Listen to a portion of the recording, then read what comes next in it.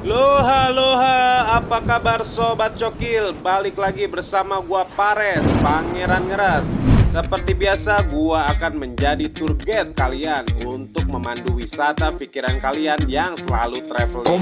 Hahaha. Gua tahu kalian sudah tidak sabar lagi untuk traveling pikiran. Cus, kita mulai dari film yang berasal dari negara tetangga kita yaitu Filipina berjudul Kamadora. Film yang berbasis 18 plus ini menceritakan tentang seorang pramuniaga di sebuah pusat perbelanjaan yang memiliki paras wajah yang cantik dan menggoda, yang dapat membuat para bos di tempat kerjanya maupun para lelaki di sekitarnya tergoda di balik paras cantiknya. Yahoo! Ia pun memiliki misi rahasia yang akan membuat kita tercengang dan membagongkan. Dan akan kita ketahui nanti tanpa banyak spoiler di awal. Langsung saja miringkan HP dan otak Anda, tutup pintu kamar mandi Anda, hubungi terapis Anda, nyalakan YouTube mode gratis, dan selamat menonton Jackie Trot. Film pun dimulai dengan memperlihatkan dua orang laki-laki yang sedang membawa mayat manusia untuk ditukarkan dengan sejumlah uang kepada sosok misterius yang menggunakan pakaian serba hitam, dan inilah Kamadora. Di awal cerita, kita akan diperkenalkan dengan seorang wanita cantik yang bernama Icha. Icha sendiri telah bertahun-tahun tinggal di kos-kosan milik Ibu Adeng dan anaknya bernama Abner. Karena memiliki perwatakan yang baik, Icha pun telah dianggap layaknya anak kandung sendiri oleh Ibu Adeng. Icha adalah seorang pramuniaga di salah satu pusat perbelanjaan terbesar di Filipina. Di sela waktu sebelum jam kerja, Icha dan teman-temannya bergosip kecil-kecilan tentang pak manajernya yang mesum.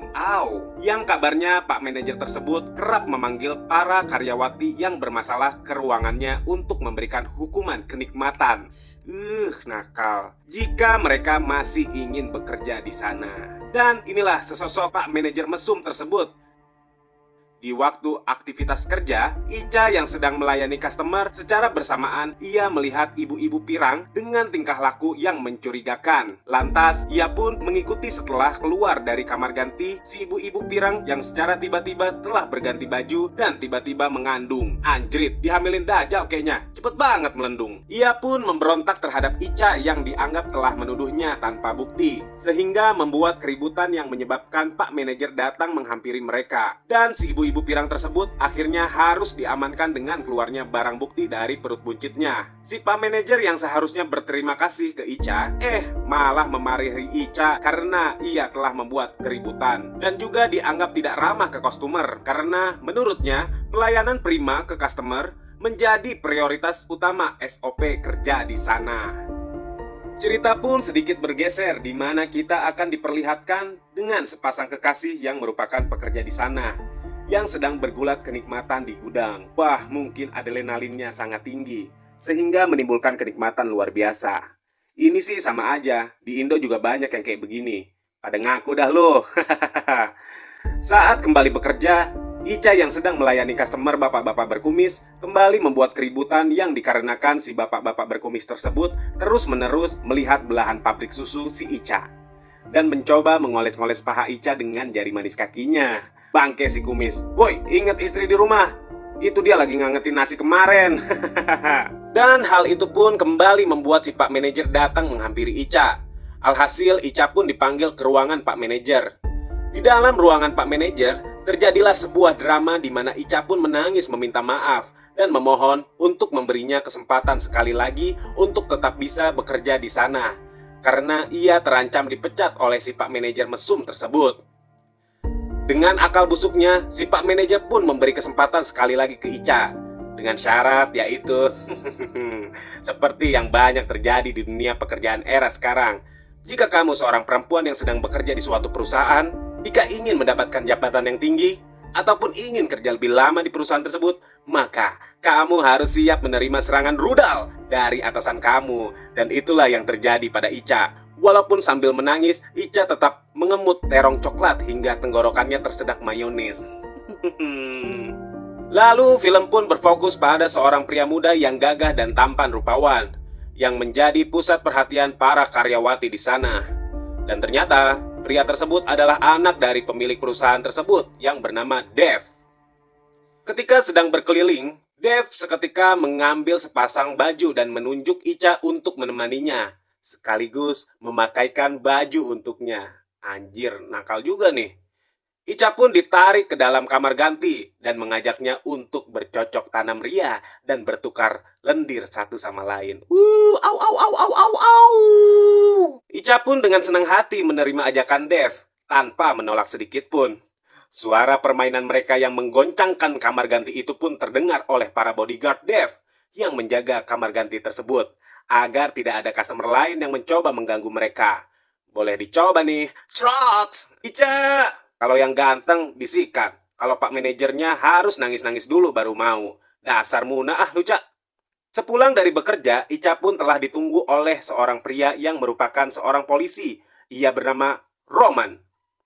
Di tengah perjalanan pulang, Icha dan Roman terlibat pertikaian yang dimana ia ternyata merupakan perempuan simpanan Roman.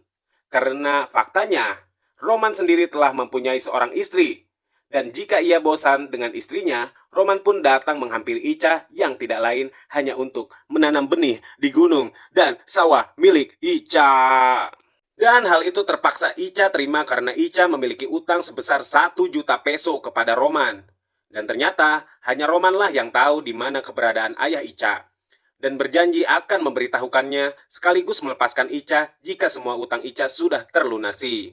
Setelah berdebat cukup lama, mereka pun kembali berbaikan.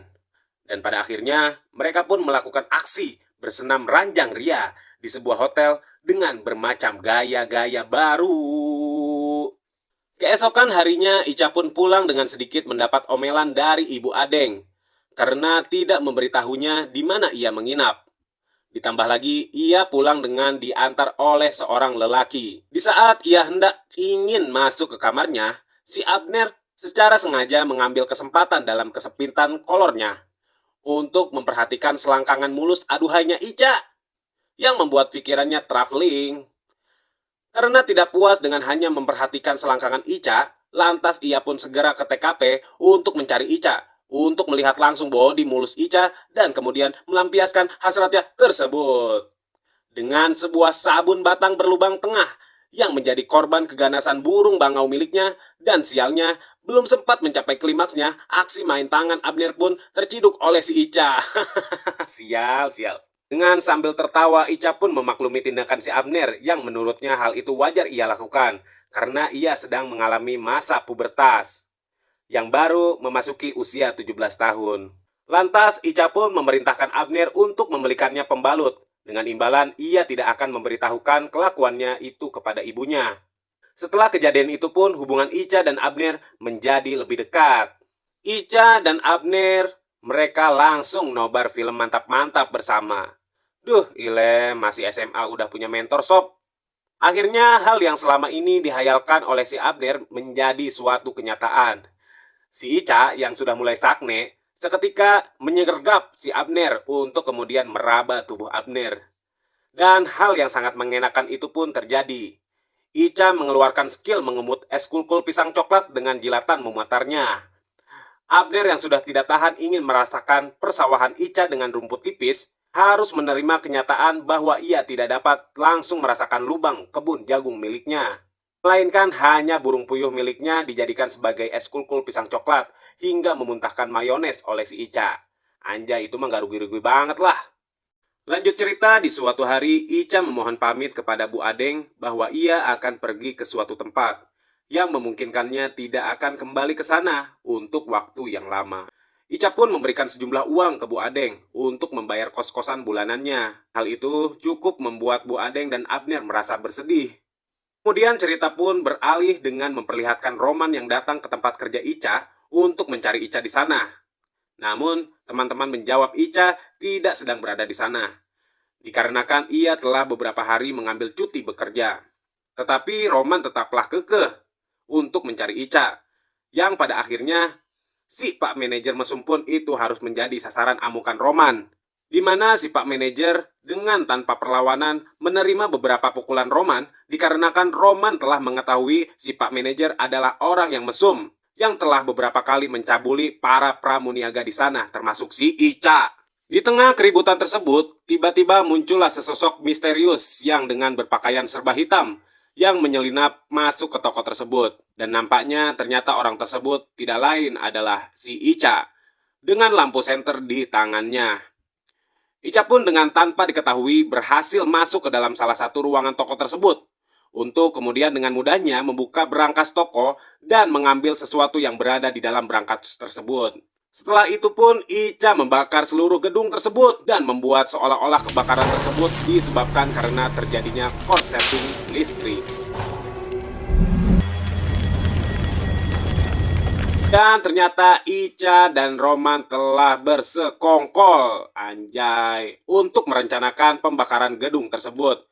Dengan terpaksa Roman harus menembak mati salah satu teman dekatnya Ica, karena ialah satu-satunya orang yang melihat Ica melakukan pembakaran tersebut. Dan film pun akan flashback ke masa lalu Ica yang masih muda, yang tidak memiliki keluarga. Saat itu Roman menemukan lalu menampung Ica di rumahnya. Namun keberadaan Ica di sana tidak disukai oleh istri Roman, yang di setiap harinya Ica harus mendapat siksaan darinya. Tetapi Roman selalu membela si Ica, karena hal itulah istri Roman yang sangat membenci Ica.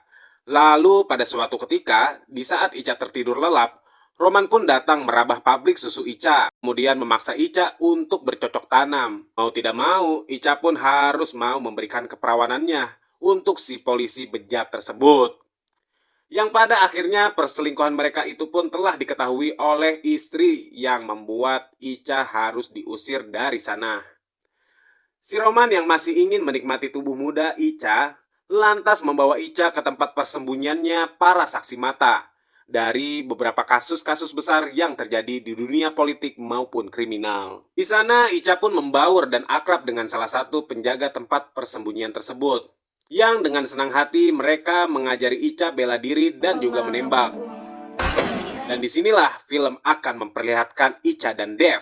Pada saat pertama kali mereka bertemu di masa lalu, Ica secara tidak sengaja telah menyelamatkan nyawa Dev dari ancaman segerombolan penjahat yang mencoba membunuhnya. Atas rasa terima kasihnya, Dev pun memberikan sejumlah uang kepada Ica beserta kartu namanya. Dan kemudian ia mempekerjakan Ica di pusat perbelanjaan milik ayahnya. Ternyata Dev dan Ica telah sepakat untuk bekerja sama menyusun sebuah misi rahasia, di mana Dev dan Ica telah merahasiakan hubungan mereka seolah-olah mereka tak saling kenal, agar Ica dapat menjalankan misi rahasia tersebut dengan lancar sesuai rencana. Dan ternyata salah satu rencana itu adalah Ica dengan sengaja membuat keributan, agar ia dipanggil ke ruangan Pak Manajer untuk dapat memanipulasi sistem keamanan gedung. Karena faktanya, perusahaan milik ayah Dev tersebut memiliki hutang yang cukup besar dan terancam bangkrut. Untuk mengatasi hal tersebut, Dev pun berencana membakar perusahaan milik ayahnya itu agar dapat mengklaim dana asuransi yang berjumlah 250 juta peso. Wow! Dan aktor di balik rencana Dev itu pun adalah si Ica, yang kelilit hutang pinjol dan bank keliling. Ica bisa dengan leluasa masuk ke bagian audit kantor untuk mengambil dan melenyapkan beberapa dokumen yang paling penting, yang merupakan bukti bahwa perusahaan tersebut terlilit hutang dan terancam bangkrut. Bahkan Ica pun memalsukan kematian dirinya dengan memanfaatkan jasad teman dekatnya yang telah tewas di peristiwa kebakaran tersebut. Berita kematian Ica itu pun kembali membuat Bu Adeng dan Abner merasa sangat terluka. Ngeri banget nih si Ica. Cantik-cantik tapi licik juga ternyata nih. Dengan berhasilnya rencana tersebut, Dev dan Ica merayakan hal tersebut dengan sebotol anggur hijau sambil menikmati indahnya suasana perdesaan di sana. Di tengah momen tersebut, Dev pun berkata bahwa ia akan segera menikah dan kemudian memberikan Ica sejumlah uang untuk memulai kehidupan barunya. Mendengar hal tersebut membuat Ica merasa gelisah dan bersedih. Dalam hatinya berkata, kenapa bukan gua sih yang lu nikahin? Tetapi di sisi lain, Ica juga sadar bahwa dirinya hanyalah seorang wanita biasa yang tidak punya siapa-siapa. Jika bukan karena Dev, pasti hidupnya akan sengsara seperti dulu.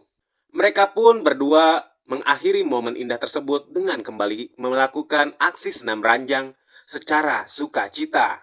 Dengan berbagai jenis gaya yang membuat bulu kuduk merinding, ubun-ubun basah, dan membuat Ica menggeliat kenikmatan. Au.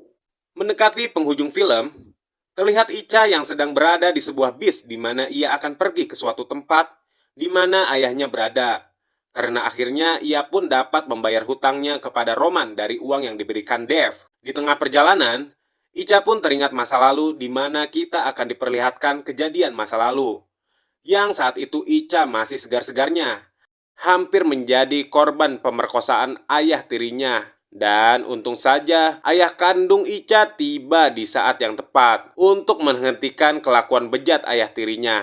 Mereka pun berduel, yang pada akhirnya ibu Ica pun harus menjadi korban salah satu sasaran tembak oleh ayah tiri Ica. Di saat yang sama muncullah Ica dari belakang layar dengan seketika menusuk punggung ayah tirinya yang membuat ayah tirinya tewas. Di saat itu juga tidak tega melihat anaknya yang masih di bawah umur mendekam di penjara. Maka ayah kandung Ica pun membuat skenario seolah-olah dirinya lah yang telah membunuh ayah tiri Ica. Sungguh bapak yang bijaksana ya sob. Ayah Ica pun dibawa dan diamankan oleh pihak kepolisian. Namun sebelum kepergian ayah kandungnya Ica berpesan kepada Ica bahwa ia harus tetap hidup dan berjanji akan menemui dirinya, dan di momen itu pula awal terjadinya pertemuan Ica dan Roman, di mana Roman membawa Ica pulang ke rumahnya. Lanjut cerita, Ica pun akhirnya telah sampai di sebuah tempat lembaga narapidana yang telah diinformasikan oleh Roman. Dan betapa terkejutnya Ica bahwa ia mendapat kabar dari penjaga bahwa ayahnya telah lama meninggal yang disebabkan oleh wabah virus corona pada tahun 2020 lalu. Mendengar hal itu, Ica pun merasa sangat terpukul dan berencana untuk membalas dendam kepada Roman karena ia merasa Roman telah mempermainkannya. Di akhir film kita pun akan diperlihatkan dengan momen yang sama dengan di awal film tadi. Terlihat ada dua orang pria yang sedang membawa sebuah bingkisan hitam yang berisikan mayat seorang pria, dan mayat tersebut adalah si Roman yang telah dibunuh oleh kedua pembunuh bayaran tersebut atas perintah sesosok orang berpakaian serba hitam yang tidak lain dan tidak bukan orang tersebut adalah Ica. Dan film pun tamat. Dan itulah tadi seluruh alur cerita dari film yang berjudul Kamadora. Menurut pendapat Pangeran sih, film ini cukup seru untuk ditonton. Karena selain memiliki cukup banyak adegan mesmeunya, cerita juga sangat menarik untuk disimak bersama. Ditambah lagi dengan adanya karakter si Ica yang nampak polos namun ternyata sadis juga. Jika kalian punya pendapat tersendiri, tulis di kolom komentar. Support terus channel ini dengan cara klik subscribe, like, share, and comment agar Pangeran lebih semangat lagi bikin alur film mantap-mantap. Mohon pamit undur diri, sampai jumpa di video selanjutnya. Bye-bye Sobat Sokil. Wuhuu, Jackie Trot.